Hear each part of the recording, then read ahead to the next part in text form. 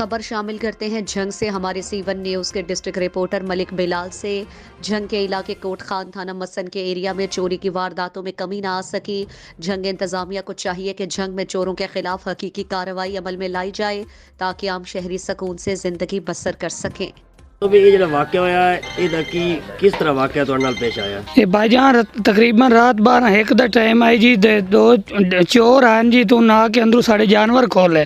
तो जिस टाइम उन्हें जानवर खोलन जी ना तो मैनू पता लग गया खड़का होया। तो मैं उन्होंने करीब होया अपने जानवरों को काबू करने वास्ते। तो उन्होंने मेरे उत्ते बड़ा तशद्दद किया जी। सोटे बड़े मारे ने। तो तकरीबन अद्धा घंटा जी उन्होंने साड़ी लड़ाई शुरू रही। तो मेरी बाजू के उत्ते बड़ा काफ़ी चोट आई हुई है जी। तो इस वास्ते मैं वज़ीर आला पंजाब नू और DPO झंग नू रिक्वेस्ट करना कि मेहरबानी करे मेरी दाद रसी की जाए तो इन चोरों नू फड़ के कैफर किरदार तक पहुँचाया जाए। अच्छा ये दसो भी इस इलाके दे विच अगे कितनी चोरियां हो चुकी? तकरीबन भाईजान 10-12 चोरियां हो चुकी हैं। तो इस टाइम तक कोई डाकू नहीं फड़िया गया।